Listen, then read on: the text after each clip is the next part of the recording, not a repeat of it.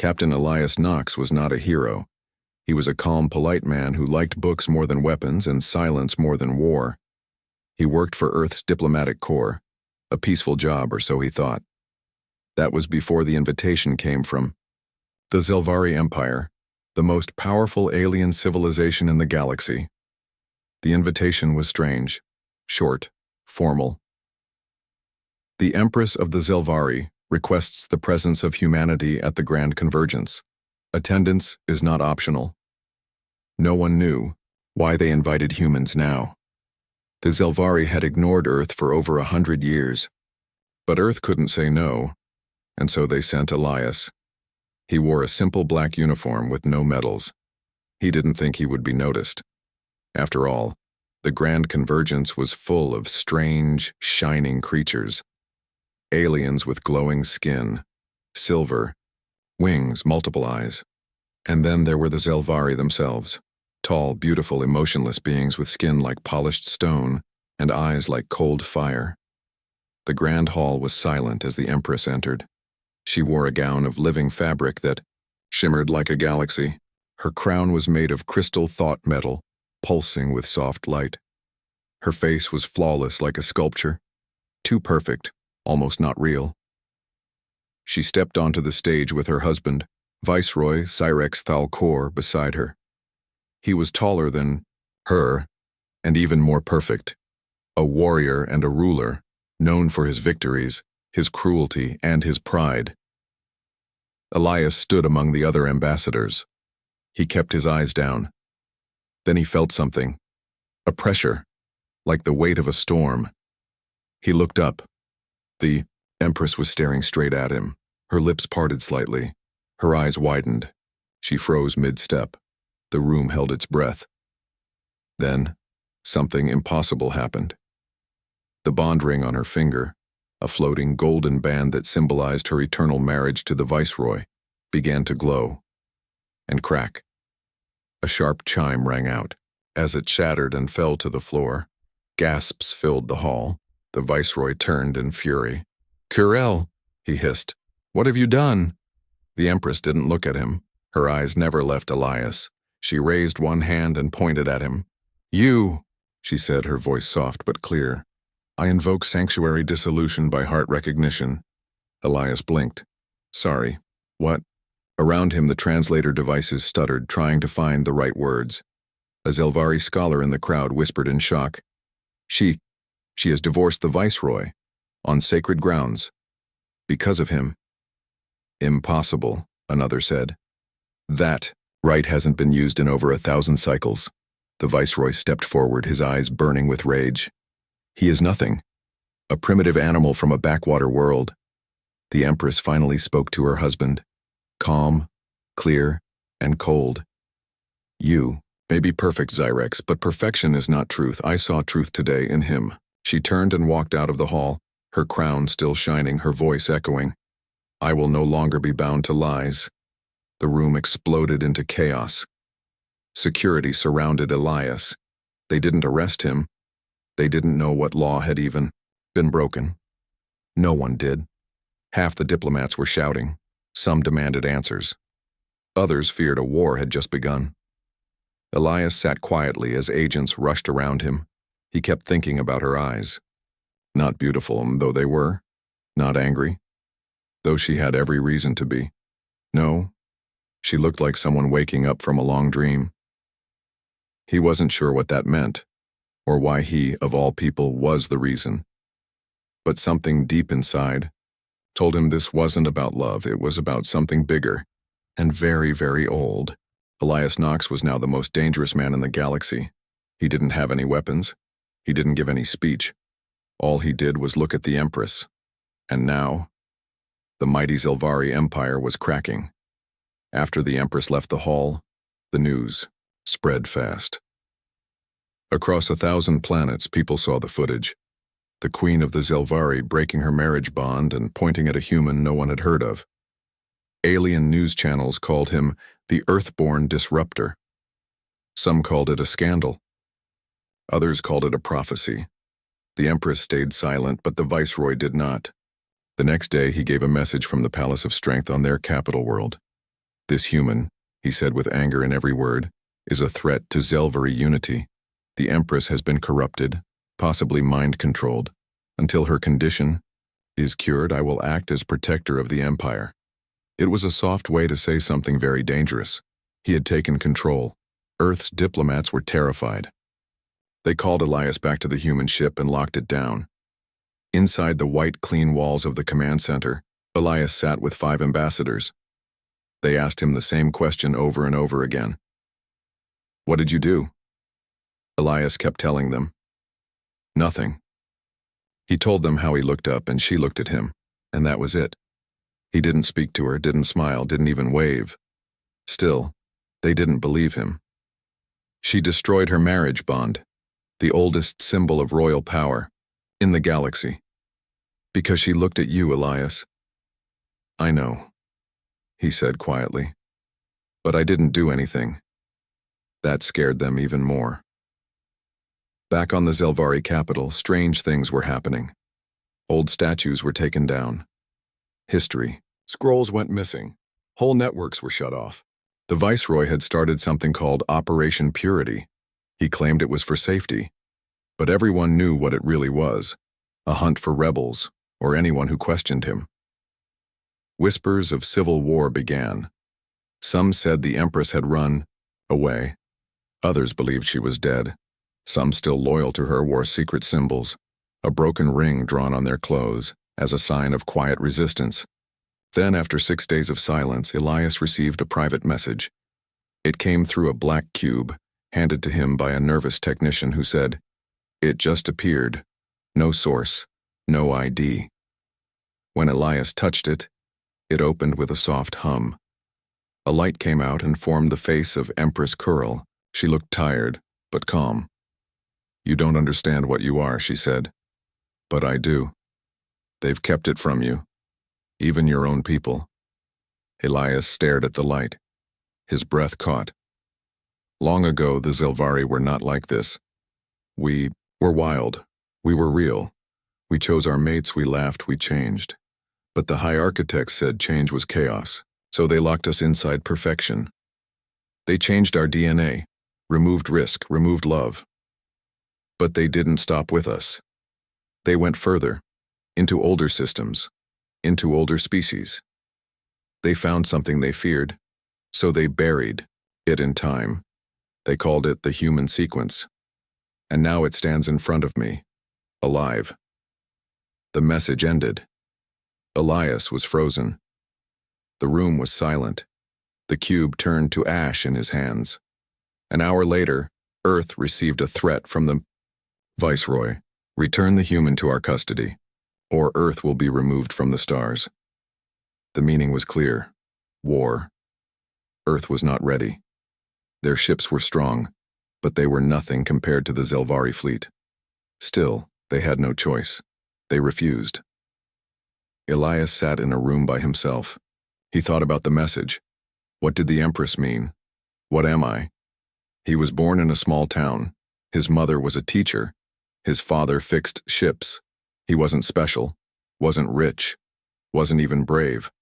But now an empire was falling apart because of his face. The next day, someone broke into the human base. Alarms rang. Security bots moved fast, but the intruder was already standing in front of Elias. He was a Zelvari, tall, cloaked, and serious. But he wasn't wearing royal armor. His eyes were soft, not cold. "My name is Sirath," he said. "I used to serve the Empress. I am here to help you escape." "Escape?" Elias asked. Sirath nodded. "The Viceroy plans to kill you in 3 hours.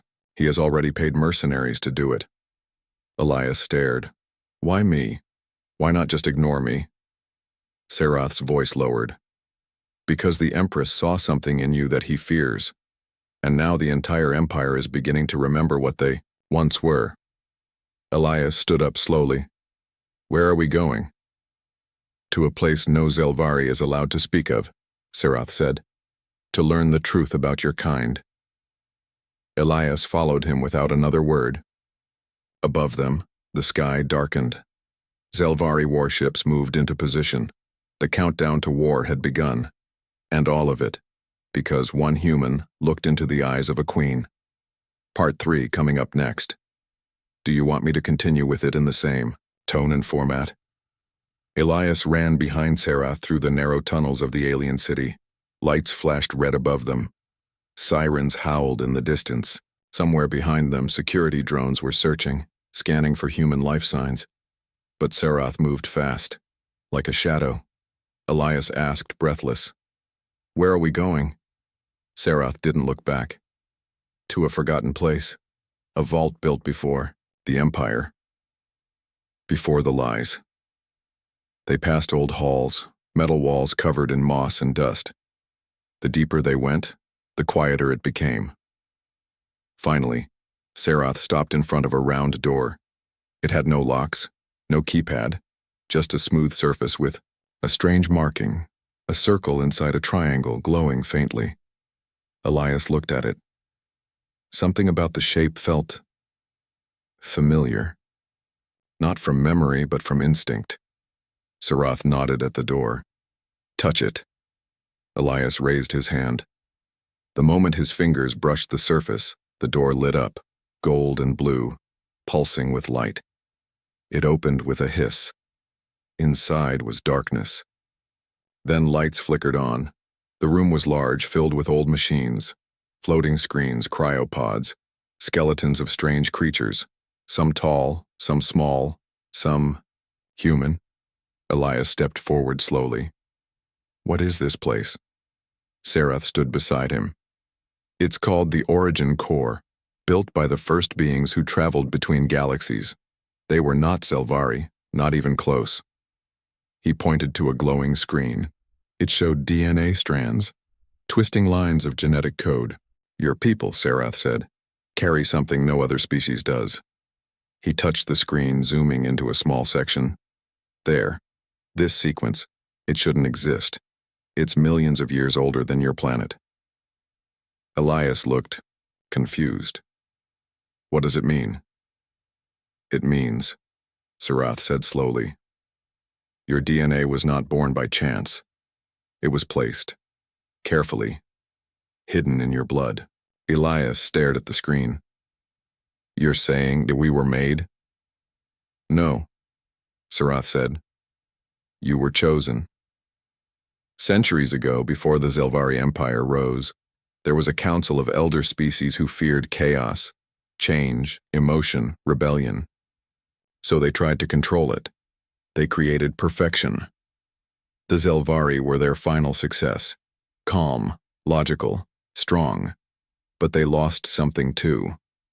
Freedom. The elder species knew that one day their systems would fail.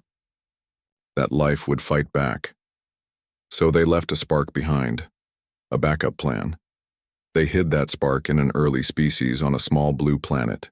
They hid it in humans. Serath led Elias to another room, quiet, cold, and filled with a soft humming sound. In the center, a crystal floated. It pulsed slowly. "That," Serath said, "is a seed memory core. It holds knowledge from the ancient ones." Elias walked to it. The crystal glowed brighter as he stepped closer. "Only a true carrier can activate it," Serath said. Elias hesitated. "What if I'm not?" "You are." Elias reached out. The moment his fingers touched the crystal, light exploded around him. The room disappeared. He stood in a field of stars, surrounded by floating shapes, memories. He saw cities made of clouds, beings of light, wars fought with sound, not fire, and then he saw the first human, not born, but awakened, placed on Earth, watched from afar. The voice of the ancients spoke in his mind. "You are not the first, but you may be the last." Then it faded. Elias opened his eyes. Serath was staring at him in awe. "You connected?" Elias nodded slowly. I think I understand now." "What do you understand?" "That the Empress didn't just see me," Elias said. "She remembered what she used to be." Back in the capital, Empress Corel had gone into hiding, but not alone. Old nobles, forgotten scientists, and brave rebels had joined her. They called themselves the New Accord, a quiet rebellion built not on weapons but on choice. Corel spoke to them in secret places, her words spreading like fire. "We were not made to be statues," she said. "We were made to evolve." Many Zelvari began to question the viceroy. Some refused orders. Others vanished into the underground. And the viceroy? He grew more violent. He destroyed cities where rebels were suspected. He ordered the elimination of all humans from Zelvari space. War was no longer a threat. It had begun. Elias returned to the human command ship, guarded by rebel Zelvari pilots. Earth's leaders wanted him back on Earth immediately, but Elias refused. "We didn't start this war," he said, "but we may be the only ones who can finish it." He spoke to Earth's council, shared the knowledge from the vault, the DNA sequences, the history. He told them what the Empress saw in him. Not romance, not magic, a mirror. Humanity was proof that life didn't have to be controlled, that the old way, full of mistakes, emotions, and growth, was stronger than perfection. The sky above the Zelvari capital was burning. Great black warships circled the planet. Blue energy shields shimmered across the horizon. Cities once known for beauty were now covered in smoke. The viceroy had declared full martial law. All who supported the Empress were enemies of the state, and Elias Knox, the quiet human diplomat, had been marked as the cause of the collapse. But Elias was not running anymore. He stood aboard a rebel Zelvari vessel, the Dissonant Star, flying straight toward the heart of the Empire. With him were loyal rebels, hidden scientists, and the last free members of the Zelvari Council. And sitting beside him on the command deck was Empress Kuril. Her crown was gone, her royal armor replaced by simple robes. She no longer looked like a ruler of planets. She looked like someone fighting for her soul. "I never imagined my life would lead to this," she said softly. Elias gave a small smile. "Same."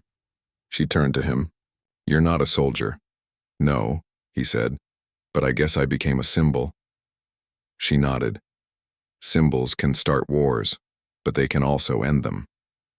Their mission was clear: reach the throne nexus, the core of the Empire's control system. It wasn't just a throne, it was a machine, a living mind that helped shape and guide every Zelvari thought. Connected through subtle energy fields, it had kept the Zelvari perfect for centuries by limiting deep emotions, creativity, and rebellion. If they could deactivate it, even for a moment, it would break the control. The people would feel freedom again, the lies would shatter. But the viceroy was waiting. He had placed his strongest guards around the nexus. His personal guard, the Voidborn Legion, soldiers bred without fear, without mercy. As the Dissonant Star flew through enemy fire, Corel stood tall. "Today," she said to her people, "we choose imperfection, we choose truth." Inside the ship, Elias checked the small memory crystal hidden in his jacket. It held a copy of the ancient DNA sequence, proof of the truth they had discovered. If they made it to the Nexus, he had to insert it into the throne's command core. That would trigger a reset, a burst of ancestral memory across the Zelvari mind link. They wouldn't just remember who they were, they would feel who they used to be. The ship broke through the final layer of defense, landing hard inside the palace grounds. Doors burst open. Rebels ran forward, exchanging fire with guards. Elias stayed behind Corel and Sarath, who moved like shadows through chaos. Laser blasts echoed. Screams and orders flew through the air. They reached the final door. It was guarded by 4 Voidborn, tall, silver-armored giants with emotionless faces. Corel stepped forward. "You were once my protectors. I never gave you fear, only duty." One of them raised a blade. Before he could move, Sarath fired. The blast hit his helmet, throwing him backward. The others charged. Corel and Sarath fought with ancient weapons, not guns but light blades, passed down from the old days. Elias watched in awe. Corel moved like wind, fast and fierce. For a moment he saw not a queen, but a warrior of forgotten freedom. They defeated the guards. The great door opened. The throne nexus stood inside a massive chamber, glowing with a strange golden light. It wasn't just technology. It pulsed like a heart. Above it floated the throne itself, smooth, silver, and alive with flowing energy. And standing in front of it was the viceroy. He wore black and red armor, unlike any other Zelvari. A helmet covered his head, but his voice rang through the chamber like thunder. "You came to destroy everything we built," he said. "For this human?" "No," Kurel said calmly. "For all of us. You are weak," the viceroy spat. "You feel love, pain, doubt. You've become broken." "Then I choose to be broken," she said, "because that's how we heal." Elias stepped forward, holding the memory crystal. The viceroy laughed. "You think one human can change us? He's a mistake, a virus." "No," Elias said. "I'm a reminder." The viceroy's eyes flared. He charged. Serath met him halfway, blades clashing in a shower of sparks. Elias ran toward the throne core, dodging as explosions echoed behind him. Kurel shouted, "Go!" The path was narrow. The energy field around the throne twisted his vision. He felt like he was moving through a dream, or a memory not his own. He reached the core, a swirling golden sphere. The crystal in his hand began to glow. He pressed it into the core. The machine paused. Then, light. Across the palace, the empire, the galaxy. A wave of energy surged. Zelvari soldiers dropped their weapons. Citizens fell to their knees, holding their heads. And then, they remembered. They saw their old selves, their wild laughter, their free choices, their real feelings. Tears fell. Voices cried out. The control was broken. The throne nexus shut down. The viceroy stopped fighting. His armor flickered. His strength faded. He looked at Kurel, confused. "What have you done?" She stepped toward him. "Set us free." He collapsed. Not dead, just human again, in his own way. Hours later, peace was declared. The Empress was restored, but she no longer sat on a throne. She sat beside her people. The Nexus was dismantled, and Elias Nox? He didn't stay. He returned to Earth, quiet, thoughtful, and unchanged in many ways. But every so often, a small Zelvari child would draw a broken ring and ask about the human who changed the stars, and their teachers would smile. "Let me tell you a story," they'd say. 6 months had passed since the fall of the throne nexus. The Zelvari Empire was no more. What remained was something new, not yet perfect, not yet peaceful, but finally free. The streets of the Zelvari capital were filled with color. Murals were painted across walls that had once been cold gray. Music echoed in the open air. Citizens spoke with laughter, fear, questions, real feelings they had once been trained to hide. For the first time in centuries, the people were allowed to feel. In the center of the city, a large statue stood under the twin suns. It showed 2 figures standing side by side. One was the Empress Kurel, holding a broken crown in one hand and a child in the other. The second figure was a human man with soft eyes, standing tall, his hand outstretched, not in command, but in invitation. That human was Elias Nox, but Elias was not there to see it. He had returned to Earth as promised, not as a hero, but as someone who simply wanted peace. He lived in a quiet coastal city now, near water and sky. People still recognized him sometimes, asking for interviews or books, but he never said much. His only real answer was always the same. "I didn't change the galaxy, I just reminded it what it had forgotten." Sometimes, though, at night he looked at the stars, especially the one glowing brightest, the Zelvari home system, and he wondered, did they still remember him? One evening, as he walked along the shore, he saw something strange in the sky. A light, fast, silver, silent, moving toward him. A ship. It landed gently on a nearby hill without sound. The door opened, and out stepped Empress Coral. No crown, no guards, just her. She wore simple robes. Her eyes, once tired, now glowed with warmth. "You found me," Elias said softly, surprised but smiling. "I never lost you," she replied. They sat together by the water. The waves rolled in slowly. "I didn't think I'd ever see you again," Elias said. "I wanted to give you space," she replied. "You gave me mine. It seemed fair." He chuckled. Corel looked out at the sea. "Our people still speak your name like a song." "I didn't do much," Elias said. She turned to him. "You were the first human we truly saw, and you didn't ask for anything in return. That's why your memory matters." He looked down, unsure what to say. She continued. "We're building a new alliance, not an empire, a council with many voices, and Earth is invited." He raised an eyebrow. "Even after everything?" "Especially after everything."